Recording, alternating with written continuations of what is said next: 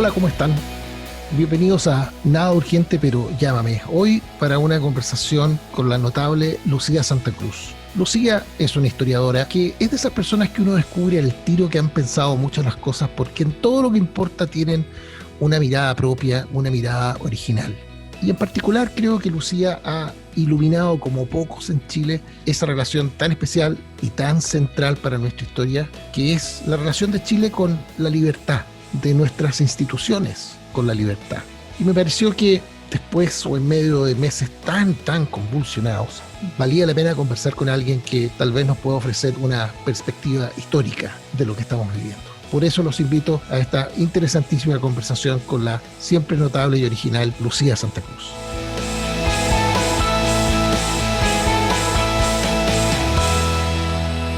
Lucía, ¿cómo estás?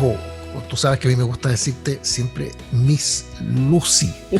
Así que gracias por llamar y fíjate que para entrar en materia de una, yo en la presentación he dicho que como pocos tú has visto y te escuché una vez hablar de como una contradicción, una cosa muy contraintuitiva, casi irónica que hay en la relación entre la libertad y nuestra historia o la historia de nuestras instituciones políticas, y quería partir por ahí.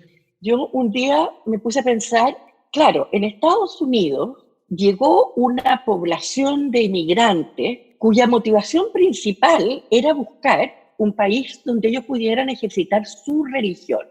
Estaba muy ligada a un manifiesto, por así decirlo, en aras de la libertad para que cada uno pudiera profesar la religión, habían sido perseguidos, etc. Y en ese sentido es un acto contra la autoridad.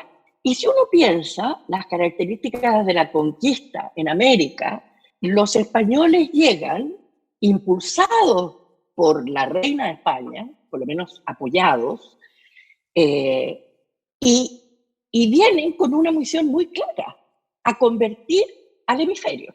Yo siempre digo, la conquista se hizo con una espada en una mano y con la cruz en la otra. Por supuesto que no fue nada más que por eso y había intereses, lo que uno quiera. Sí. Y después, si uno ve la historia, la mayoría de las... O sea, unos arrancaban de una corona por razones religiosas y los otros venían mandados por la corona por razones religiosas. Por razones religiosas, exactamente. En uno era para poder tener su verdad y en el otro era para imponer su verdad. Claro. Y si uno ve después las reformas borbónicas, son todas impuestas desde arriba. Yo creo que Chile es el único país que ha intentado un gobierno, imponer un sistema marxista, no tomándose el gobierno, sino que desde el gobierno, vale decir, contando con la autoridad del aparato del Estado. Y ahí es donde yo decía la ironía final, es que el sistema liberal en lo económico y en muchos temas sociales fue impuesto por una dictadura militar. Por supuesto que hay que matizar, ¿no es cierto? Porque también hay instancias de luchas individuales contra el poder del Estado. Pero si uno ve los grandes movimientos, han sido más bien no luchas por la libertad, sino que impuestos. Y eso los hace más frágiles. Qué notables. El gran experimento marxista y el gran experimento, si lo quieres llamar así, liberal, impuestos a ambos desde arriba. Desde arriba, exactamente. Exactamente. Y eso, en el caso del liberalismo, yo creo que ha sido uno de sus talones de Aquiles.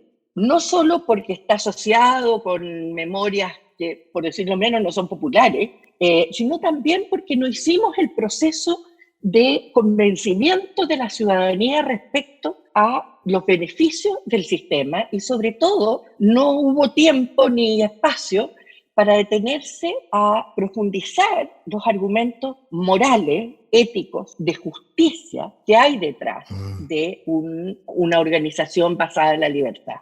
Y yo creo que entonces la fragilidad de nuestro modelo ha sido ese talón de Aquiles, de no gozar de suficiente legitimidad moral.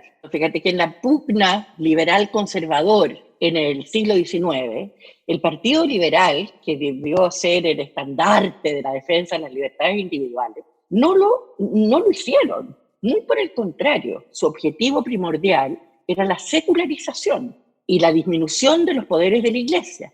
Y para eso estaban dispuestos y promovían el uso de todos los poderes del Estado para lograr esos objetivos.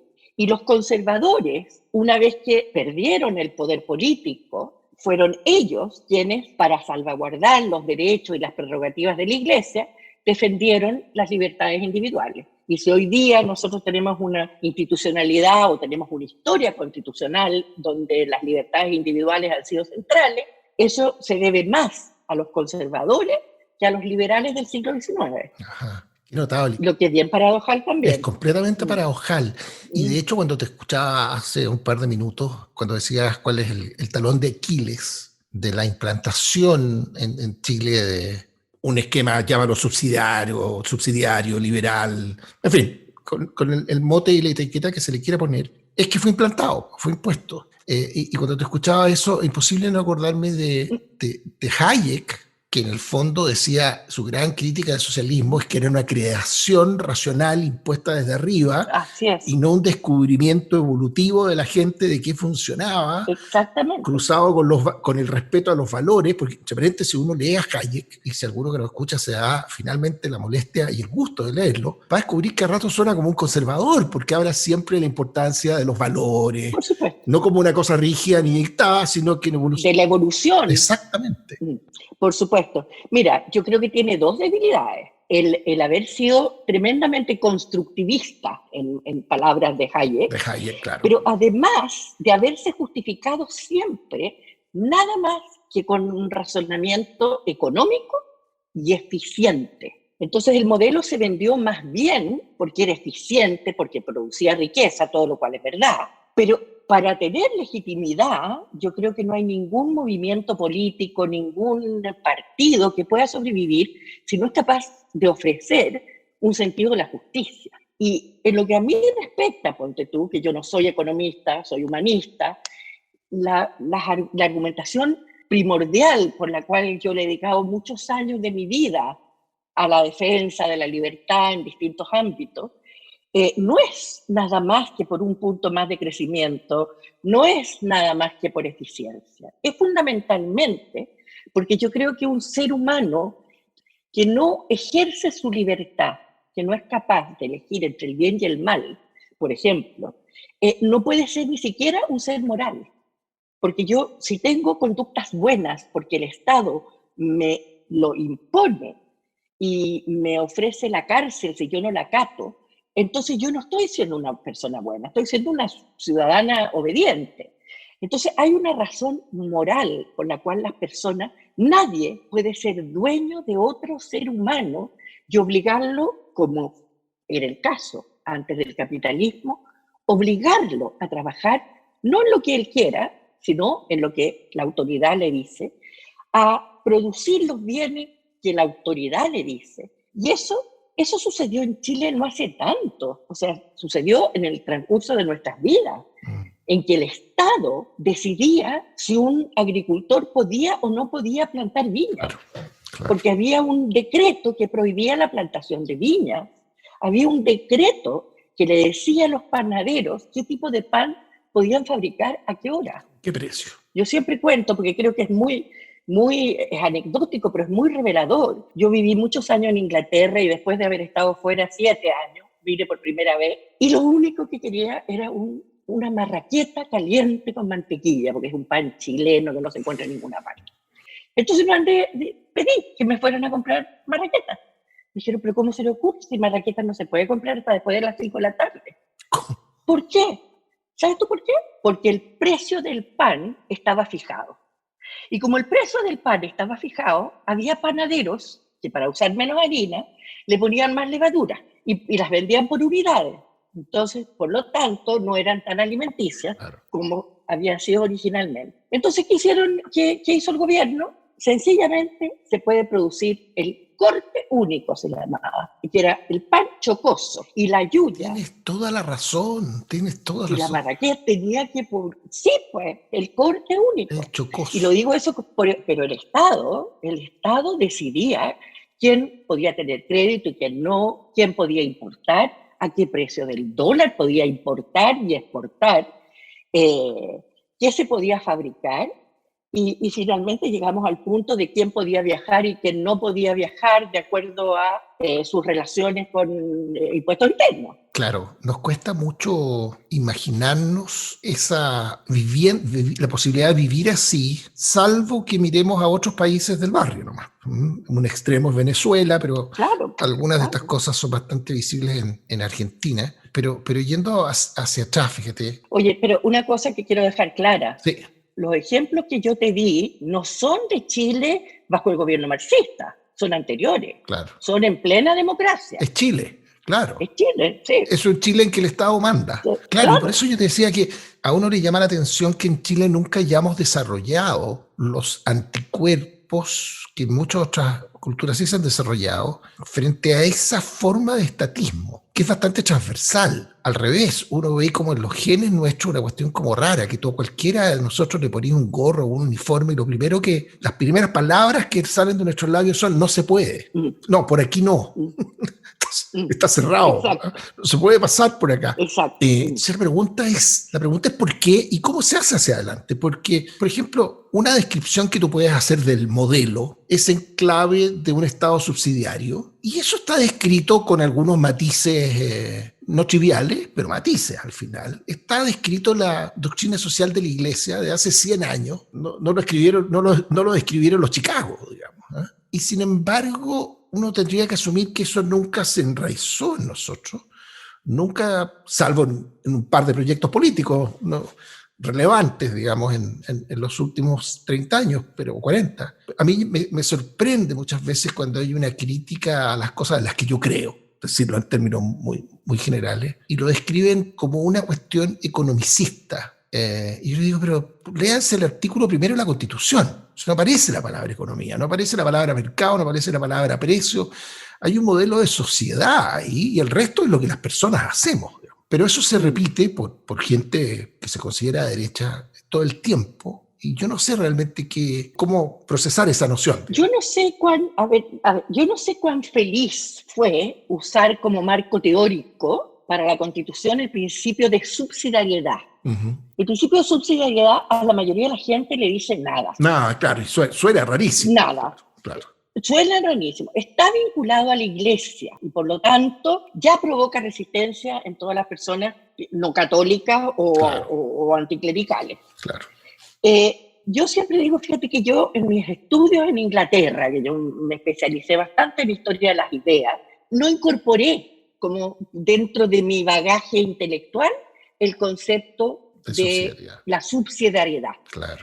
Era justamente al revés, eran la importancia del individuo, la importancia de limitar el poder del Estado. El principio de subsidiariedad no es como marco teórico, en la práctica puede que sí, no es propiamente liberal. Claro. Entonces, yo creo que cuando se usa un concepto que además nadie entiende lo que es, uno se expone a que lo definan los otros. Por lo pronto está describiendo la acción del Estado. Por supuesto. Claro, o sea, es tan cierto lo que dice que la palabra subsidiariedad existe para describir la acción del Estado. Por supuesto. Se describe desde la acción del Estado, no de la persona. Es del Estado, por supuesto, exactamente. Claro, me pasa lo que tú dices. Yo a un amigo, a cualquier amigo gringo que me pregunta por cuál es la visión nuestra, la cara de perplejidad cuando uno les habla del rol subsidiario del Estado, todos lo entienden porque es bastante intuitivo. Obvio. Claro, pero en otras partes se llama small government. Claro. Se llama un gobierno chico, un gobierno que no traspase las fronteras de la libertad de las personas. Entonces, no sé, para una constitución liberal yo creo que tiene que poner como centro la libertad de los individuos, porque esa es el eje central sobre el cual construir una sociedad de hombres libres. A mí hay otra cosa que también me llama la atención, que son los rollos que tienen los liberales y los conservadores en su versión chilena. Porque si uno lee a Hayek en la Constitución de la Libertad, ¿no? El epílogo creo que se llama ¿Por qué no soy un conservador? Sí. Y hay un capítulo, por ahí creo que el cuarto, en que lo que él describe es lo que yo siempre he entendido por un conservador, que es alguien que entiende y defiende y argumenta desde el valor de las instituciones como reflejo de una creación humana por y supuesto. no de un constructivismo racionalista que le puede decir a la sociedad cómo se Exacto. tiene que organizar. Por supuesto, a ver, un elemento esencial del pensamiento conservador es creer que la realidad no se construye, que la sociedad, que el contrato social, como decía Burke, es un pacto entre los muertos y los vivos y los que están por nacer, en que la tradición importa, y Hayek es un evolucionista valórico. Él está convencido que nosotros los valores que perduran en la evolución histórica son aquellos que mejor le sirven a las personas para sobrevivir bien y que por lo tanto no se pueden tirar a la basura estos valores.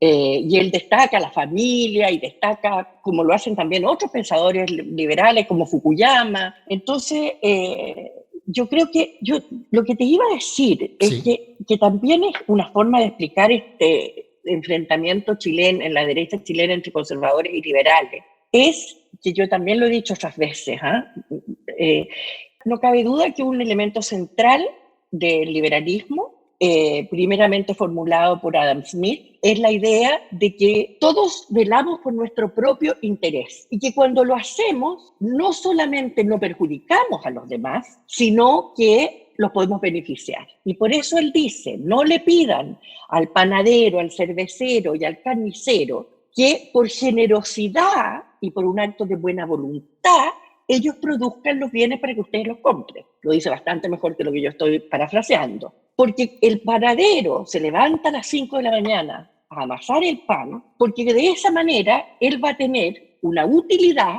un lucro, que le va a servir para alimentarse él y su familia, pero a la vez va a estar produciendo un bien social. Claro. Porque entonces las personas, los consumidores, no van a tener que levantarse ellos a las 5 de la mañana a hacer pan. Entonces, eso es un pilar. Yo tengo la impresión que sobre todo en los primeros años de este experimento liberal chileno, se enfatizó mucho este aspecto sin tomar en cuenta que self-interest no es lo mismo que selfishness. El interés personal no siempre es meramente egoísta. Es egoísmo, claro.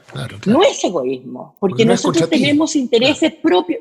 No, y porque tenemos muchos intereses favorables para otras personas. La mayoría de las personas de partida por su familia, porque les interesa el bienestar de los demás. Yo creo que cuando hay una noción de patria, muchas personas consideran que lo que le pase al resto de la comunidad los afecta a ellos en su interés propio.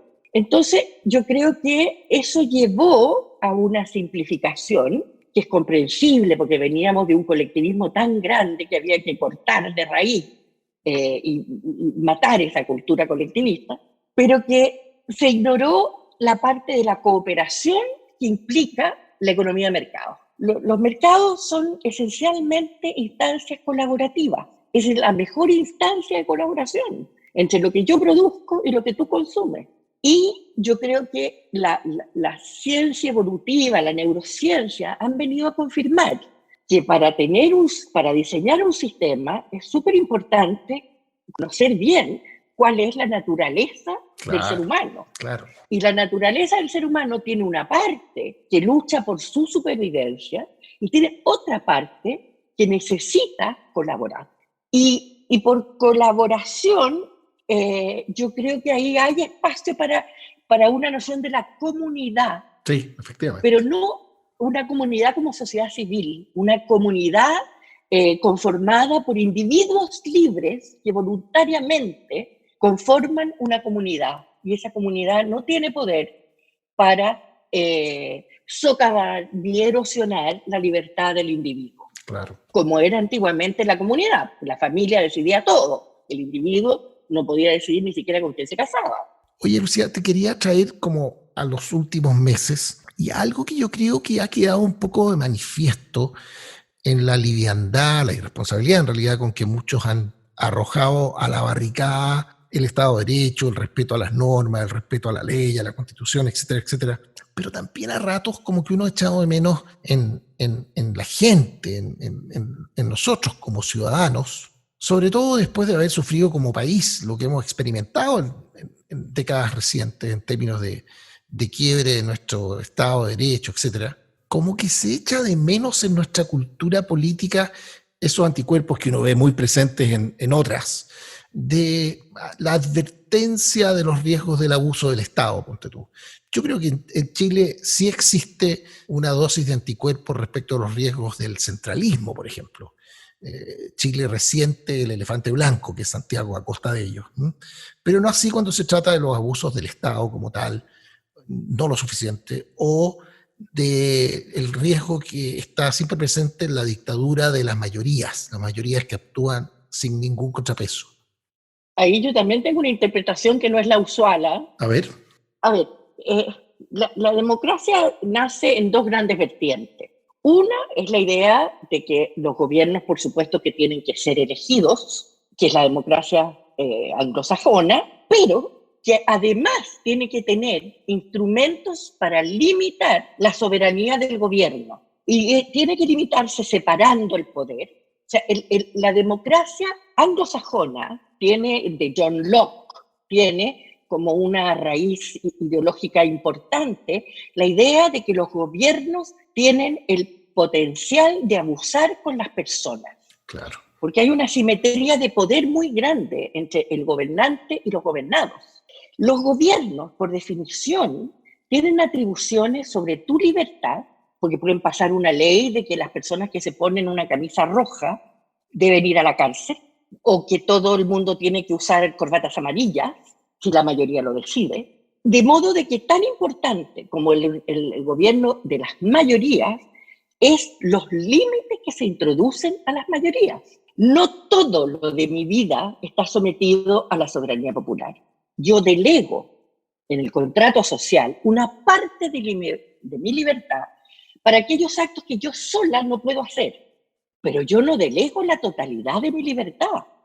Yo nunca le he dado poder a ningún senador para que decida qué yo tengo que comer o cuánta sal le voy a poner yo a la comida, ni tampoco cómo voy a educar yo sexualmente a mis hijos. Entonces, todos los pensadores democráticos originales temían mucho la tiranía de las mayorías, y decía incluso Tocqueville que podía ser más tiránica que la de un monarca, porque existía también la tiranía de la masa, claro, claro, que él llamaba la tiranía de la opinión. Entonces, claro, y por otro lado, nace la democracia de Rousseau, de origen francés, donde hay una identificación completa entre la voluntad general, la tiranía de la opinión, y el bien y el gobierno. Claro. Por lo tanto, en esa versión de la democracia no se cree que el gobierno pueda errar, no se cree que el gobierno pueda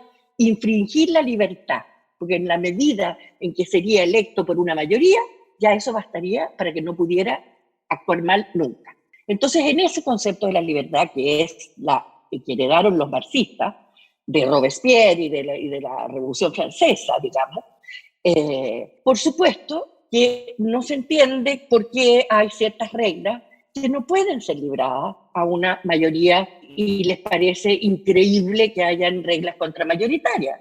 Pero eso es de la esencia de la democracia representativa. Lo que pasa es que en Chile la democracia representativa, y yo tristemente tengo que decir que yo hace 2 años que vengo hablando de la fragilidad de la democracia. Y he escrito columnas, y he dado charlas, y he recorrido el país. Y yo creo que lo que estamos viendo ahora es un empujón muy fuerte de la democracia representativa hacia el abismo.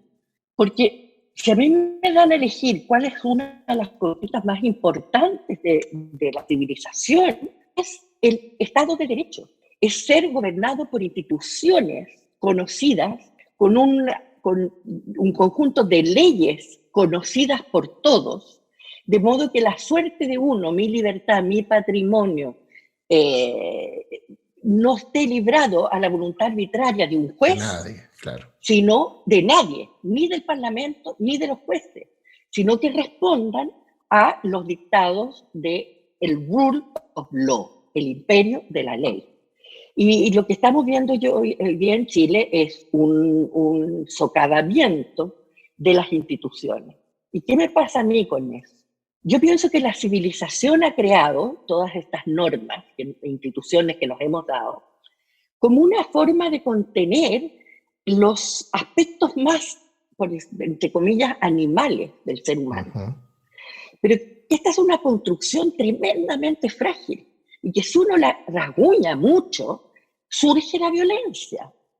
Y cuando surge la violencia en un lado, la respuesta inevitable del otro lado es también la violencia para defenderse de la violencia del otro. Entonces, a mí me parece increíble que habiendo vivido la experiencia traumática que significó para una mitad del país la Unidad Popular y para la otra mitad el gobierno militar, podamos estar nuevamente coqueteando con estas iniciativas tendientes a demoler las instituciones. Y a ganar por la fuerza. Es que si no hay instituciones, si se deja la violencia, gana el más fuerte. Pues eso es lo único que ha habido casi siempre. Es lo único que ha habido casi siempre. Que esté dispuesto a usar más fuerza. Bueno, ¿y por qué crees tú que todas las revoluciones terminan con un dictador? Claro. Porque todas las revoluciones llevan a una guerra civil. Todas. Han llevado. La francesa, la soviética, la China con bastante poco contrapeso, un bando con otro. Sí.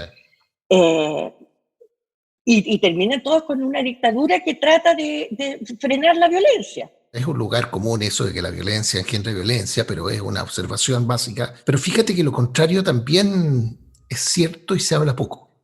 Con Isabel Benque, esta primatóloga chilena, conversamos aquí hace algunas semanas. Sí, la conozco mucho. Encantadora y inteligente. Ambas cosas, pero notables. Fíjate que terminamos hablando de Estado de Derecho. A propósito de un libro de un señor que se llama Richard Wrangham, que habla de un libro que se llama The Goodness Paradox, la paradoja de la bondad. Ya. En que habla del tema de la violencia y para estos efectos la distinción relevante entre lo que él llama la violencia proactiva, la del que planifica atacar a otro, invadir un planeta, un país, qué sé yo, y la reactiva, que es como uno espontáneamente puede reaccionar de manera muy violenta y a veces desproporcionadamente violenta frente a una agresión. Y cómo esa violencia reactiva en gran medida está condicionada por el ambiente en que uno crece. Por ejemplo, y de manera muy saliente, los grados de violencia a los que esté expuesta la mamá durante el embarazo, fisiológicamente, químicamente, en la estructura con que se arma esa criatura, hay una predisposición mayor a la violencia reactiva, en cuanto mayor es la violencia a la que... Y eso al tiro te permite visualizar un loop en que en una sociedad menos violenta, el que nace con una predisposición menor a reaccionar violentamente a lo que percibe como una agresión. Entonces, aquí de repente le estamos doblando con esta creación que se llama Estado de Derecho, le estamos doblando la mano a nuestra biología. Cuando yo dije eso, la Isabel me dijo algo muy notable. Me dijo, no, es nuestra fisiología la que le estaba dando la vuelta a la tuerca a su propia fisiología, porque es la misma la que... Claro, por supueto. Pero no solo es cierto que la violencia engendra violencia, sino que la no violencia, el Estado de Derecho, engendra paz. Por supuesto, pero eso es lo que nos estamos jugando. Bueno, y por algo los niños agredidos tienden a ser agresores. Claro. Y los abusadores tienden a ser los abusados tienden a ser abusadores también después. O sea, porque yo creo que se van conformando. Hay que entender que el cerebro no es una piedra, no tiene una existencia estática. Es plástico. Se van haciendo es plástico y se van haciendo conexiones. Claro. Entonces, por supuesto que si tú sometes a un cerebro al estímulo permanente de la violencia, va a desarrollar mecanismos para defenderse de esa violencia. Frente a eso. Y uno de esos va a ser el mecanismo de la respuesta. Claro. Oye, y con la perspectiva histórica, ¿a qué se puede mirar? Porque aquí hay dos alternativas. Vemos esto fatalistamente y decimos, bueno, el agua que empezó a caer tendrá que llegar al fondo del valle, las cosas seguirán su curso. Una cosa fatalista y trágica. O bien tratar de amarrarse, anclarse, aferrarse a algunas lecciones de la historia y tratar de evitar ese destino como una condena. Entonces, sí. ¿de qué cosas crees tú que se puede agarrar uno para...? Mira, al comenzar, ¿no es cierto?, de que la perspectiva histórica ayudaba. Ujú. Y a mí me ha ayudado mucho en la pandemia. Pero fíjate que la perspectiva histórica ha sido más bien mi karma para interpretar la realidad del 18 de octubre y de la insurrección que paró en marzo, digamos, pero que está ahí latente y Sí. que se nos amenaza a diario de que si el Parlamento le cambia una coma a tal proyecto, y entonces va a venir la violencia brutal. Eh, Chile estaba en una situación bastante semejante a la situación en que estaba Francia antes de la Revolución Francesa y que A ver. también estaba Rusia antes de la Revolución. La gente tiende a creer que la Revolución francesa, por ejemplo, se produjo nada más que por pobreza, por hambre, porque fallaron las cosechas. Y por supuesto que sin ese ingrediente a lo mejor no se habría producido. No, no, claro.